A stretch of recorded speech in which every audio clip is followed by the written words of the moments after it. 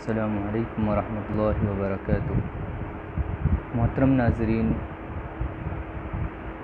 آج کا پیغام موجودہ حالات کے پیش نظر عید الفطر کے دو مختصر خطبے آپ کی خدمت میں پیش کر دیتا ہوں۔ پہلا خطبہ اس طرح ہے: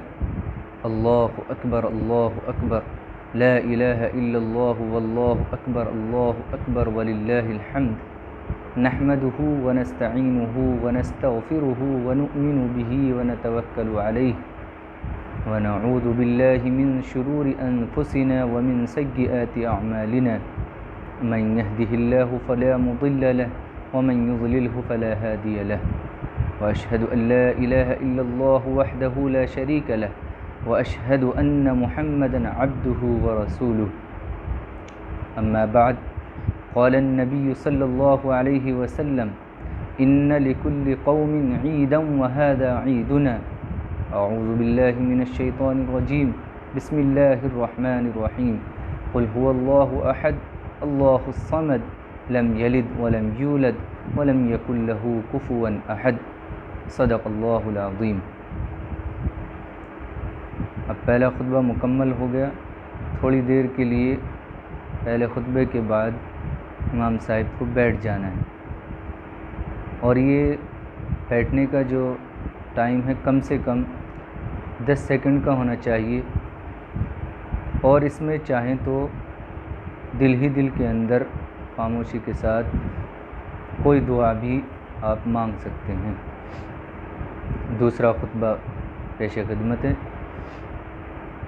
اللہ اکبر اللہ اکبر، لا الہ الا اللہ واللہ اکبر، اللہ اکبر وللہ الحمد، الحمد للہ رب العالمین والعاقبۃ للمتقین،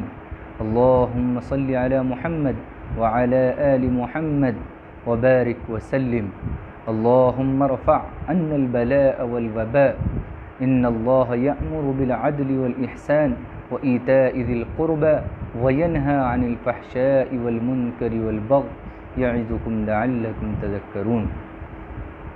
یہ ہمارے مختصر دو خطبے مکمل ہو چکے۔ بس اب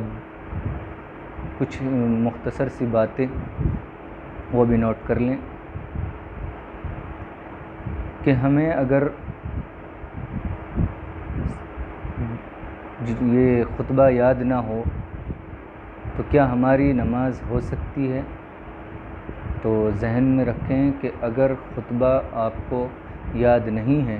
تو یہ ایک مجبوری ہے، اور مجبوری کے تحت آپ بغیر خطبے کے نماز پڑھ لیں گے، آپ کی نماز ہو جائے گی۔ اور یہ بھی ذہن نشین رکھیں کہ نماز عید الفطر یا عید الاضحیٰ کے لیے اذان اور اقامت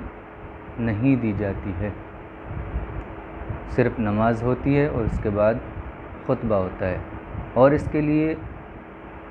کم از کم 4 آدمیوں کا ہونا ضروری ہے، جن میں کہ ایک امام صاحب اور 3 مقتدی حضرات، اور اگر اس سے کم مقدار میں ہیں تو پھر آپ کو چاہیے کہ آپ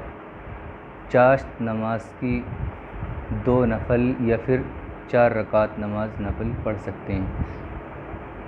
اور 4 رکعت آپ ایک ساتھ بھی پڑھ سکتے ہیں اور 2 کر کے بھی پڑھ سکتے ہیں۔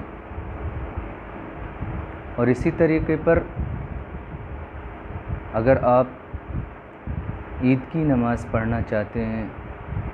لیکن آپ کے ساتھ میں کوئی ایسے امام نہیں ہیں کہ جو آپ کو عید کی نماز پڑھا سکیں، تو پھر دوسری شکل اس کی یہی ہے کہ ایسی صورتحال میں جب آپ کے پاس میں کوئی امام یا نماز پڑھانے والا نہیں ہے تو یہ بھی آپ کے لیے مجبوری ہے کہ آپ پھر عید کی نماز نہ پڑھ کر کے پھر چاشت کی نماز پڑھیں۔ یہ 2 صورتوں میں آپ چاشت کی نماز پڑھیں گے۔ ایک تو جب آپ کی جماعت کی تعداد مکمل نہ ہو، یعنی کم از کم 4 آدمی وہاں پر نہ ہوں، تب آپ چاشت کی نماز 2 رکعت یا 4 رکعت پڑھیں گے، یا پھر نماز پڑھانے والا ہی کوئی ایسا شخص نہ ہو جو کہ آپ کو نماز پڑھا سکے، تو بھی آپ چاشت کی نماز پڑھ لیں گے اس میں آپ کو ثواب ضرور ملے گا انشاءاللہ۔ یہ اس کا بدلہ تو نہیں ہے، لیکن فقہا نے لکھا ہے، بتایا ہے کہ